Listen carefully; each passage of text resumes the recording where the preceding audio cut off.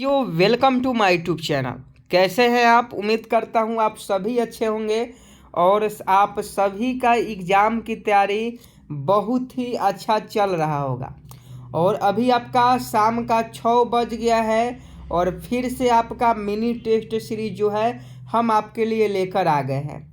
चाहे आप बीपीएससी की तैयारी करें, बिहार एसआई की तैयारी करें, एसएससी की तैयारी करें, बिहार पुलिस की तैयारी करें, बिहार मद्य निषेध की तैयारी करें या किसी भी कॉम्पिटिटिव एग्जाम की तैयारी करें जिसमें लूसेंट बुक से क्वेश्चन पूछे जाते हैं, जिसमें करंट अफेयर्स का सवाल पूछा जाता है, तो आपके लिए यह वीडियो बहुत ही महत्वपूर्ण है। तो आप सभी से रिक्वेस्ट है, आप सभी इस वीडियो में शुरू से लेकर अंत तक बने रहिएगा।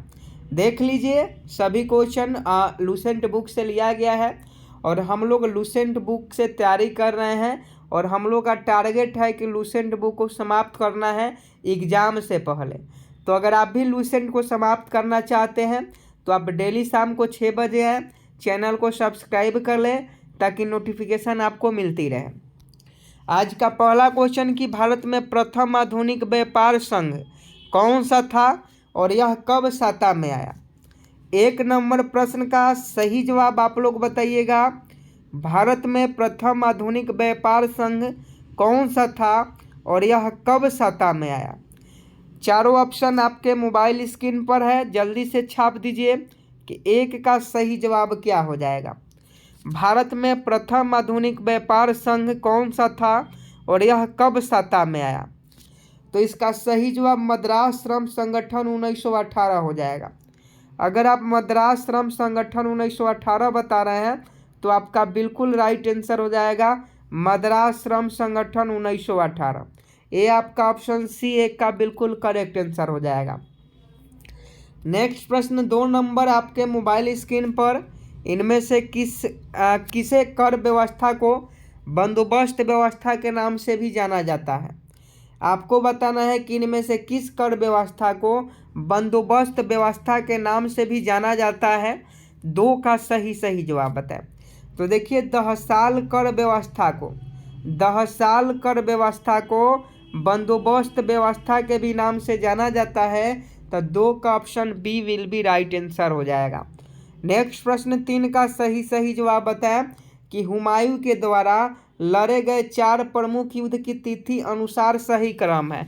आपको बताना है कि हुमायूं ने 4 युद्ध लड़ा और सबसे पहले और सबसे लास्ट में, यानी क्रमानुसार आपको बताना है। तो देखिए, हुमायूं सबसे पहले युद्ध देवरा का लड़ता है। देवरा का युद्ध सबसे पहले हुमायूं लड़ता है। तो देवरा के बाद किसका लड़ता है? तो देवरा के बाद चौसा का लड़ता है। देवरा के बाद चौसा का लड़ता है। तो देख लीजिए, ये इसमें नहीं होगा, ये देवरा नहीं है, ये नहीं होगा। यहाँ देवरा के बाद कनौज है तो ये भी गलत है, देवरा के बाद चौसा है तो बिल्कुल सही है। तो 3 का ऑप्शन डी बिल्कुल राइट आंसर हो जाएगा। हुमायूं के द्वारा सबसे पहले देवरा का युद्ध लड़ा गया, फिर चौसा का, फिर कनौज का, फिर सरहिंद का। तो ऑप्शन डी 3 का बिल्कुल राइट आंसर हो जाएगा। 4 नंबर प्रश्न का सही जवाब बताएं कि किसके ऊपर अपनी विजय को निशानी के रूप में राणा कुंभा ने चित्तौड़ में विजय स्तंभ का निर्माण करवाया? 4 का सही जवाब बताएं कि किसके ऊपर अपनी विजय को निशानी के रूप में राणा कुंभा ने चित्तौड़ में विजय स्तंभ का निर्माण करवाया? तो 4 का ऑप्शन डी मालवा का महमूद खिलजी। जब मालवा का महमूद खिलजी पर राणा कुंभा ने जीत हासिल की तब चित्तौड़ में विजय स्तंभ का निर्माण कराया। तो यहाँ से 2 क्वेश्चन निकलते हैं। पहला क्वेश्चन कि विजय स्तंभ को किसने बनाया? राणा कुंभा ने। किसके उपलक्ष्य में बनाया था? तो मालवा का महमूद खिलजी जो था उससे युद्ध जीता था, इसी के उपलक्ष्य में राणा कुंभा ने विजय स्तंभ का निर्माण करवाया था। 5 का सही जवाब बताया।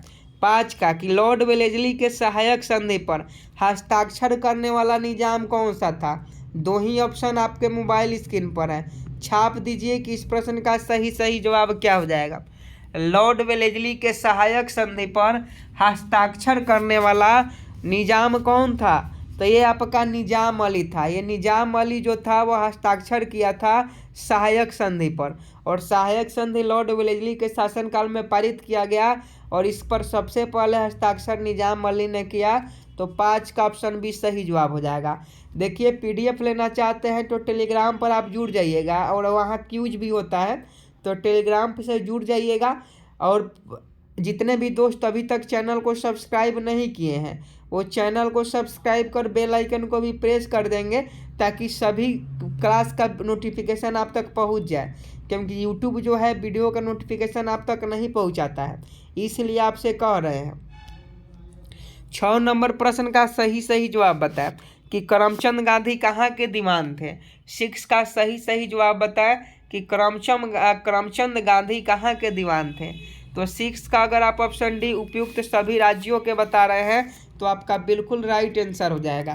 करमचंद गांधी कहाँ के दीवान थे तो उपयुक्त सभी राज्यों के, तो ऑप्शन डी बिल्कुल राइट आंसर हो जाएगा। 7 नंबर प्रश्न का सही जवाब बताएं कि निम्नलिखित में से कौन सा एक सुमेलित नहीं है। 7 का सही जवाब बताएं निम्नलिखित में कौन सा एक सुमेलित नहीं है। तो सबसे पहले जो सुमेलित है उसको छाट लेंगे। तो देख लीजिए नरपति नालाहा बिसलदेव रासो से संबंधित है, अलाहाखंड जंगनिक से संबंधित है, पृथ्वीराज रासो की रचयिता चंद्र बदई है, ये संबंधित है। लेकिन ये ऑप्शन ए गलत है क्योंकि 3 को संबंधित है, तो ये संबंधित कैसे होगा, तो ये आपका बिल्कुल गलत है और 7 का ऑप्शन ए करेक्ट आंसर है। आगे देखिए 8 नंबर कि सम्राट अशोक महान जिसने 40 वर्षों तक भारत में राज किया। सम्राट अशोक महान जिसने 40 वर्षों तक भारत में राज किया, उसकी राजधानी उस समय कहाँ थी। आपको बताना है कि सम्राट अशोक महान जिसने 40 वर्षों तक भारत में राज किया, राजधानी 40 वर्षों तक राज किया, तो अशोक की राजधानी का उस समय क्या नाम था।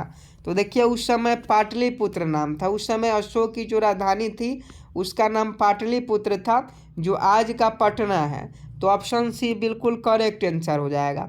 9 नंबर प्रश्न का सही जवाब बताएं कि किस ग्रंथ लेखक ने चंद्रगुप्त मौर्य का विशिष्ट रूप से वर्णन किया है। 9 का सही जवाब बताएं कि किस ग्रंथ लेखक ने चंद्रगुप्त मौर्य का विशिष्ट रूप से वर्णन किया है। तो 9 का अगर आप ऑप्शन सी विशाख दत्त बता रहे हैं तो आपका बिल्कुल राइट आंसर है। विशाख दत्त ने चंद्रगुप्त मौर्य का विशिष्ट रूप से वर्णन किया है मुद्रा राक्षस में। क्वेश्चन पूछा जाता है कि मुद्रा राक्षस किससे संबंधित है, तो विशाख दत्त से संबंधित है। अगला क्वेश्चन देख लीजिए 10 नंबर कि निम्नलिखित में से किस राजवंश के शासकों के सुदूर देशों जैसे सीरिया और मिस्र के साथ राजकीय संबंध थे। तो सीरिया और मिस्र के साथ राजकीय संबंध किस शासक के थे, तो मौर्य शासक के थे। मौर्य शासक का जो संबंध था राजकीय संबंध और सीरिया वो मिस्र देश के साथ था, तो इसका सही जवाब ऑप्शन सी हो जाएगा। अगला प्रश्न देख लीजिए कि असवान उच्च बांध स्थित है। 11 नंबर क्वेश्चन पूछा जाता है तो फटाफट बताइएगा कि असवान उच्च बांध स्थित है, तो ये आपका मिस्र में स्थित है। क्वेश्चन अगर पूछे कि असवान बांध कहाँ स्थित है तो मिस्र में स्थित है। 11 का ऑप्शन बी बिल्कुल करेक्ट आंसर हो जाएगा। नेक्स्ट प्रश्न 12 का सही जवाब बताएं कि निम्नलिखित में से कौन एक चलवासी कृषि नहीं है। 12 का सही जवाब छाप दीजिए कि निम्नलिखित में से कौन एक चलवासी कृषि नहीं है। तो 12 का ऑप्शन डी फेजेंडा बिल्कुल राइट आंसर हो जाएगा। फेजेंडा जो है एक चलवासी कृषि नहीं है, तो फेजेंडा आपका बिल्कुल करेक्ट आंसर हो जाएगा। आगे देखिए 13 नंबर की ब्राजील में विशाल कहवा बागान को कहा जाता है। 13 का सही जवाब बताएं कि ब्राजील में विशाल कहवा बागान को क्या कहा जाता है। तो देखिए ब्राजील में विशाल कहवा बागान को फजेंडा कहा जाता है, तो फजेंडा आपका बिल्कुल करेक्ट आंसर हो जाएगा। ब्राजील में कहवा जिसे हम लोग कॉफ़ी कहते हैं, तो कहवा बागानों को फजेंडा के नाम से जाना जाता है। अगला प्रश्न देख लीजिए। अगला प्रश्न आपके मोबाइल स्क्रीन पर है कि निम्नलिखित में कौन सुमेलित नहीं है। तो सबसे पहले जो सुमेलित है उसको छाट लेंगे। तो सबसे पहले देख लीजिए घाना, अकरा, केन्या, नैरोबी, नामीबिया, विंडहॉक, लेकिन नाइजीरिया में कोई बात नहीं है, तो इसलिए ऑप्शन डी जो है ये सुमेलित नहीं है। तो ऑप्शन डी इस प्रश्न का बिल्कुल करेक्ट आंसर हो जाएगा। 15 नंबर क्वेश्चन देख लीजिए, एशिया की निम्नलिखित में से कौन सी नदी दक्षिण की ओर प्रवाहित होती है। 15 का सही सही जवाब छाप दीजिए कि एशिया की निम्नलिखित में से कौन सी नदी दक्षिण की ओर प्रवाहित होती है। तो 15 का अगर आप ऑप्शन डी साल्विन बता रहे हैं तो आपका बिल्कुल राइट आंसर है। एशिया की निम्नलिखित में से साल्विन नदी जो है वो दक्षिण की ओर प्रवाहित होती है। तो 15 का ऑप्शन डी बिल्कुल राइट आंसर हो जाएगा। देखिए, वीडियो को अभी तक आप लाइक नहीं किए हैं तो वीडियो को लाइक कर दें। और अगला प्रश्न का सही सही जवाब बताएं कि संसार का सबसे बड़ा द्वीप है।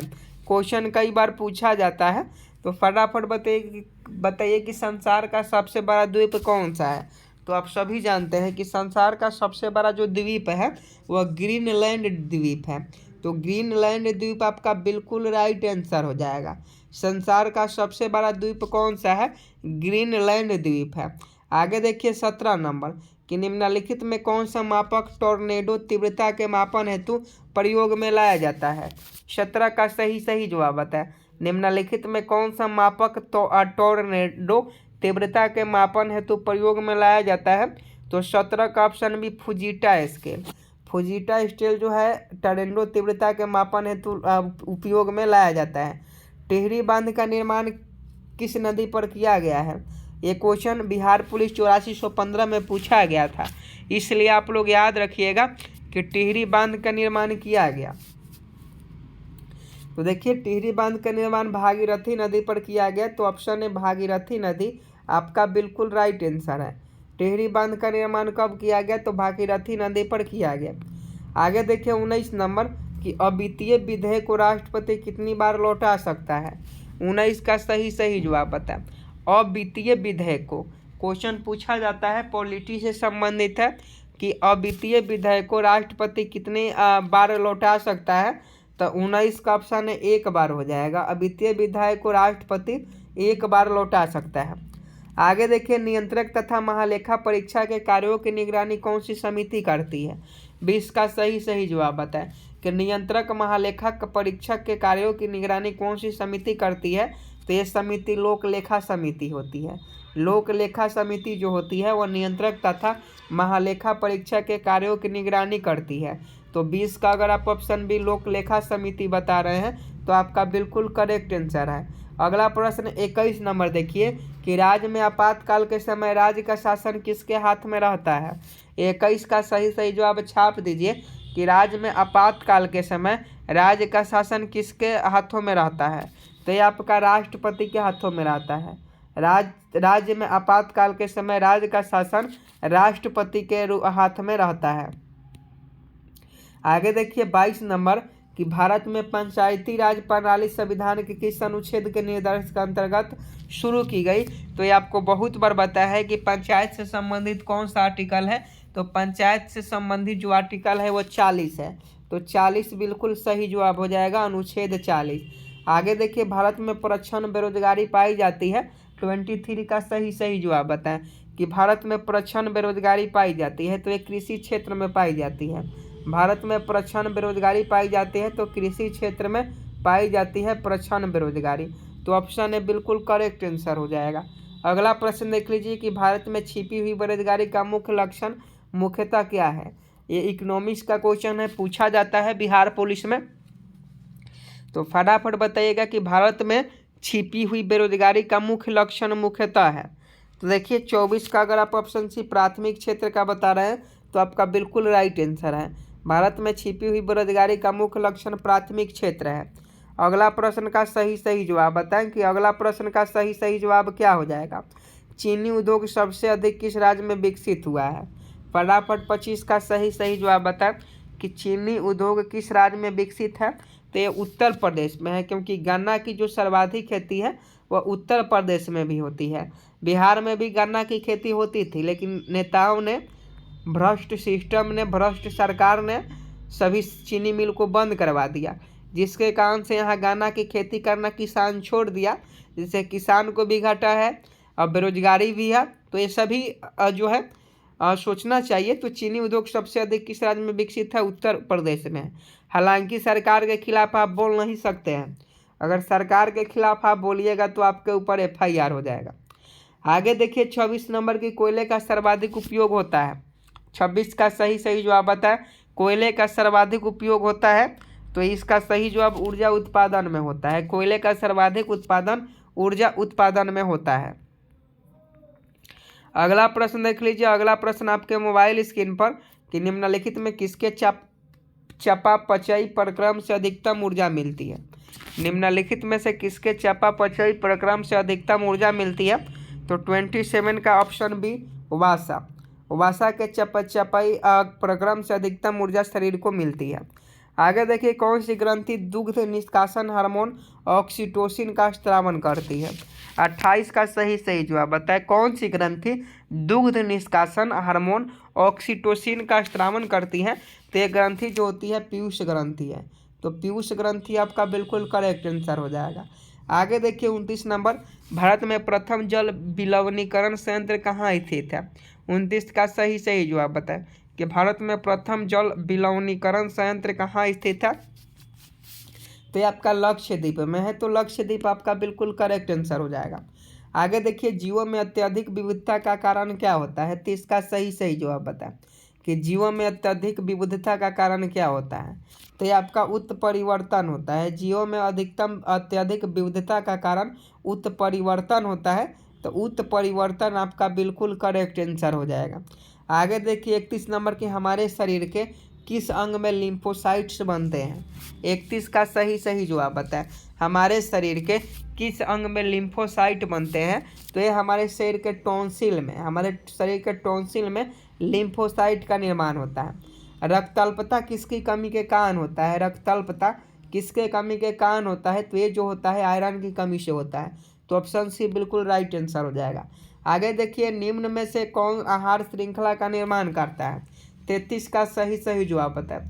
निम्न में से कौन आहार श्रृंखला का निर्माण करता है, तो ये घास, बकरी तथा मानव। घास बकरी खाती है और बकरी को मानव खा जाता है, यही आहार श्रृंखला का निर्माण है। आगे देखिए अंटार्कटिका में ओजोन छिद्र निम्न में से किस मौसम में स्पष्ट रूप से दिखाई देता है। 34 का सही जवाब बताएं। तो गर्मी के दिनों में जो अंटार्कटिका में ओजोन छिद्र है वो स्पष्ट रूप से दिखाई देता है, तो गर्मी का मौसम आपका बिल्कुल राइट आंसर हो जाएगा। आगे देखिए निम्नलिखित में कौन सी खरपतवार औद्योगिक बहिस्त्राव से होने वाले जल प्रदूषण को नियंत्रित कर सकती है। ये देख लीजिए, क्वेश्चन ध्यान से पढ़िएगा कि निम्नलिखित में कौन सी खरपतवार औद्योगिक बहिस्त्राव से होने वाले जल प्रदूषण को नियंत्रित कर सकती है, तो ये आपका पार्थेनियम है। पार्थेनियम आपका बिल्कुल करेक्ट आंसर हो जाएगा। चिपको आंदोलन मुख्य रूप से किसके विरुद्ध था, बहुत इंपॉर्टेंट क्वेश्चन है, आपको याद रखना चाहिए कि चिपको आंदोलन मूल रूप से किसके विरुद्ध था। तो छाप दीजिए फटाफट कि चिपको आंदोलन मूल रूप से किसके विरुद्ध था। तो 36 का ऑप्शन सी 1 की कटाई हो जाएगा। आगे देखिए निम्नलिखित युग्मों में कौन सुमेलित नहीं है, तो सबसे पहले सुमेलित है उसको छाट लेंगे। देखिए बांदीपुर राष्ट्रीय उद्यान कहाँ है, तो बांदीपुर राष्ट्रीय उद्यान आपका कर्नाटक में है, ये आपका बिल्कुल राइट आंसर है। बांदीपुर राष्ट्रीय उद्यान कहाँ है, तो ये कर्नाटक में है। मानस वन्यजीव अभ्यारण्य कहाँ है, तो मानस वन्यजीव अभ्यारण्य असम में है, ये भी आपका बिल्कुल करेक्ट आंसर है। पेरियार वन्यजीव अभ्यारण्य कहाँ है, तो पेरियार वन्यजीव अभ्यारण्य जो है ये आपका केरला में है, ये भी सही है। लेकिन सिमलीपाल राष्ट्रीय उद्यान मध्य प्रदेश में नहीं है, यही गलत है। सिमलीपाल राष्ट्रीय उद्यान मध्य प्रदेश में नहीं है। आप हमें कमेंट बॉक्स में बताएं कि सिमलीपाल जो राष्ट्रीय उद्यान है वो किस राज्य में है। अगला प्रश्न देख लीजिए। अगला प्रश्न आपके मोबाइल स्क्रीन पर, निम्न में कौन सी बायोडीजल की फसल है। 38 का सही जवाब बताएं कि निम्न में कौन सी बायोडीजल की फसल है। तो 38 का अगर आप ऑप्शन सी जेट्रोफा बता रहे हैं तो आपका बिल्कुल राइट आंसर है। जेट्रोफा जो है वो बायोडीजल की फसल है। आगे देखिए निम्नलिखित में कौन सी एक वायु प्रदूषक गैस है और जीवाश्म ईंधन के ज्वलन स्वरूप उत्पन्न होती है। 39 का सही जवाब बताएं कि निम्नलिखित में से कौन सी एक वायु प्रदूषक गैस है और जीवाश्म ईंधन के ज्वलन स्वरूप उत्पन्न होती है। तो 39 का सही जवाब बताइए। तो 39 का ऑप्शन डी सल्फर डाइऑक्साइड हो जाएगा। सल्फर डाइऑक्साइड आपका बिल्कुल करेक्ट आंसर है। आगे देखिए निम्नलिखित में कौन जैव अपघटनीय प्रदूषक है।